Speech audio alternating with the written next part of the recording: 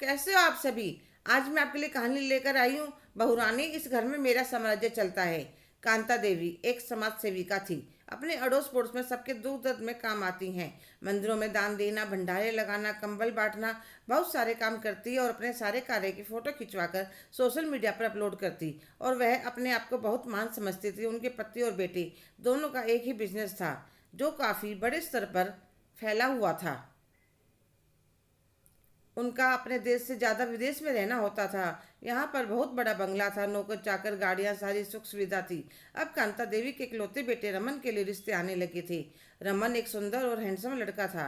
काफ़ी रिश्तों में से कांता देवी को लावण्य पसंद आई। उन्होंने अपने पति शिवचंद्र और बेटे रमन से सलाह कर रिश्ते के लिए हाँ कर दी। बड़े ही धूमधाम से रिंग सेरेमनी हुई। लावण्य के पिताजी शहर के जाने माने रईस जगदीश प्रसाद थे। उनके परिवार में बड़ी पुत्री लावण्या, एक पुत्र जो लावण्य से छोटा था, उनकी पत्नी सुंदरी और लावण्य की दादी। लावण्या अपनी दादी की बहुत लाडली थी। जगदीश प्रसाद सारे कार्यों में अपनी माँ से सलाह लेते थे। लावण्य ने अपने घर में जो देखा था वही संस्कार उसमें कूट कूट कर भरे थे। जितनी शालीन और सुंदर पढ़ी लिखी थी, उतनी ही शालीन। इतने बड़े घर की बेटी थी, फिर भी उसकी माँ ने रसोई के कामों में अपनी पुत्री को निपुण बनाया था। उसकी मम्मी और दादी का कहना था, जब भी एक औरत प्यार से खाना बनाकर अपने परिवार को खिलाती है तो घर में प्यार बरसता है और बरकत होती है। हर रोज ना सही, कभी कभी किसी खास मौके पर तो जरूर बनाना चाहिए। कुछ समय बाद बहुत बड़े पैमाने पर रमन और लावण्य की शादी हो गई। जगदीश प्रसाद जी ने बारातियों का स्वागत बड़े ही खुले दिल से कर रखा था। बाबुल के घर से विदा होकर लावण्य ससुराल पहुंच गई। कांता देवी ने बड़ी ही धूमधाम से अपनी बहू का गृह प्रवेश करवाया, सारी रस्में करवाई, फिर उन दोनों को हनीमून पर भेज दिया। पूरे एक महीने में आए दोनों अगले दिन का ता देवी बोली, लावण्य बेटा, चूल्हा पूजन की रस्म करनी है। कुक सारा खाना बना देगा, तुम सिर्फ परोस देना। तो लावण्य ने कहा, मम्मी जी आप बुरा ना माने तो मीठा मैं खुद बना लूं। तो वह कहती है, जैसी तुम्हारी इच्छा। लावण्य सबके लिए खीर बनाते हैं, सब बहुत खुश होकर खाते हैं और तारीफ करते हैं। ईश्वर चंद जी के मुंह से निकल जाता है, बिल्कुल माँ की जैसी बनाई है। पर फिर वह एकदम से चुप हो जाते हैं। धीरे धीरे 15 दिन हो जाते हैं और अमन कहते हैं, लावण्य अब बहुत दिन हो गए, अब मुझे काम पर ध्यान लगाना होगा। मुझे कल ही दुबई जाना है। 15 दिन के लिए तुम चाहो तो इतने दिन अपने मायके जा सकती हो। नहीं, मैं यहीं रहूंगी। ठीक है। अगले दिन अमन चला जाता है। घर पर लावण्य और नौकर चाकर ही रहते हैं। कांता देवी तो ज़्यादातर घर के बाहर ही रहती थी। एक दिन लावण्या दोपहर को आराम करने लेटी तो उसे कुछ आवाज़ आई। ऐसे लगा जैसे ऊपर छत पर कोई है। वह कमरे से बाहर निकलती है तो कांता जी उसे देख पूछती हैं, क्या हुआ बहू रानी, कुछ चाहिए? तो वह कहते, नहीं मम्मी जी, वह मुझे छत से आवाज़ आ रही थी, ऐसा लगा ऊपर कोई है। अरे कुछ नहीं, ऊपर एक स्टोर रूम है, मैंने नौकर को उसकी सफाई करने भेजा था, उसी की आवाज़ आई होगी। तो वह वापस अपने कमरे में आकर लेट जाती है। हफ्ता भर हुआ था उसे, फिर वही आवाज़ आती है तो वह ऊपर छत पर चली जाती है। वह डरते डरते धीरे धीरे चढ़ती है। कभी कोई चोर हुआ तो वह जाकर सुनते हो ऊपर कमरे में किसी औरत की आवाज़ आ रही थी, आज तुम्हें पूरा दिन कुछ नहीं मिलेगा खाने को, चुपचाप सो जाओ, बार बार सारा खाना गिराकर गंदा कर देती हो। वह अंदर जाकर देखती है, चारपाई पे एक बुजुर्ग महिला बैठी रो रही थी और वह औरत बड़बड़ाने लगी थी। लावण्य को ऊपर आया देख चौंक जाती है। एक बात तो सब एक दूसरे को देखते हैं। तो बुजुर्ग महिला कहते, तुम कौन हो? तो लावण्य कहते, जी मैं इस घर की नई बहू। अच्छा, तो तुम मेरे लल्ला की बहू हो? आप कौन? मैं लल्ला की दादी।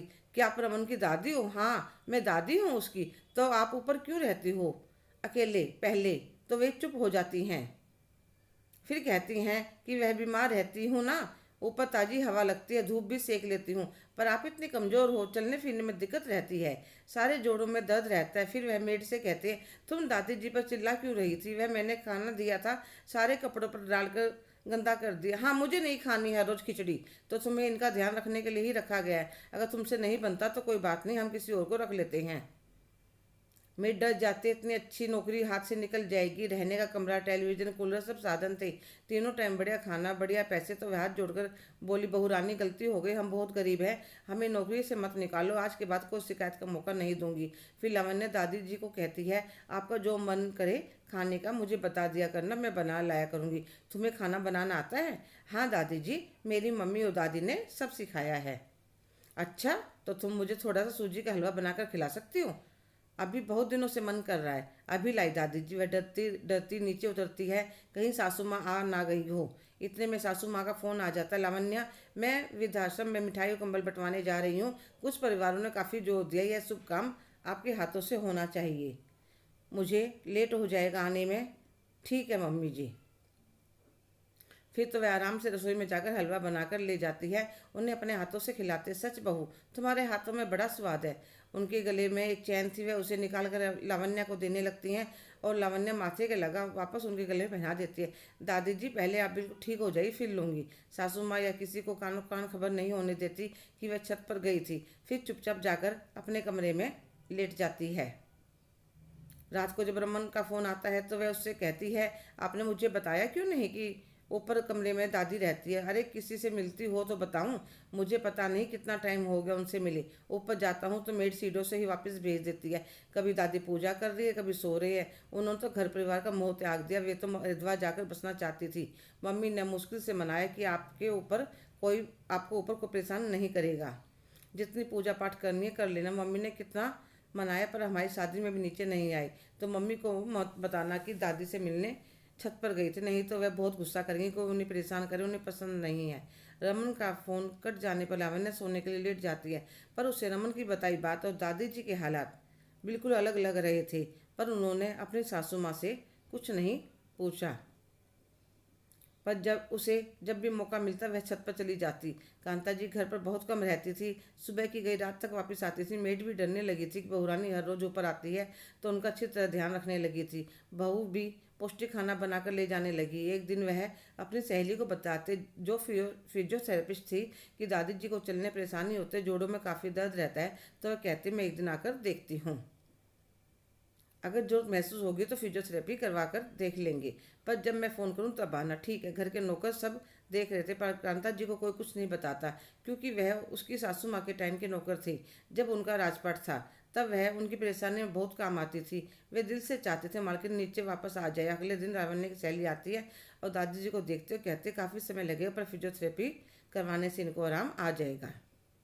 कल से मैं अपने स्टाफ में से किसी को भेज दूंगी, घर पर कर जाया करेगा। लावण्या कहती है ठीक है। फिर वह इनका इलाज शुरू करवा देती है। 2 महीने निकल जाते हैं। कांता जी को शक नहीं होता, क्योंकि खुद तो कभी ऊपर जाकर देखती नहीं थी। नौकरों को धमकी दे रखी थी और नहीं वो ऐसा कर सकते, ऐसा तो वे सपने में भी नहीं सोच सकती थी। एक दिन लावण्या घर की सजावट करवा रही थी, इतने में कांता जी आ जाती हैं। अरे लावण्या बहू, आज कुछ खास है क्या? हाँ मम्मी जी, सरप्राइज है। इतने में रमन उसके पापा भी आ जाते हैं। अरे आज किस खुशी में पार्टी दे रही हो?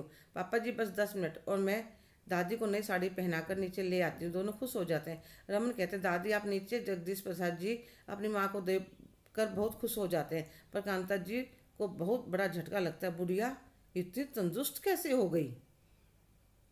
इतने में नौकर केक ले आता है। आइए दादी जी का जन्मदिन का केक खाना है तो जल्दी जल्दी आइए। लावण्या हाथ पकड़कर केक कटवाती है और पैर छूकर कहती है, दादी जी मुझे आशीर्वाद दीजिए, मैं भी मम्मी जी के जैसी अच्छी बहू बन सकूं।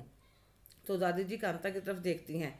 लावण्या के चेहरे पर एक अलग ही मुस्कान थी। थोड़ी देर बाद सब खा पी कर अपने कमरे में चले जाते हैं।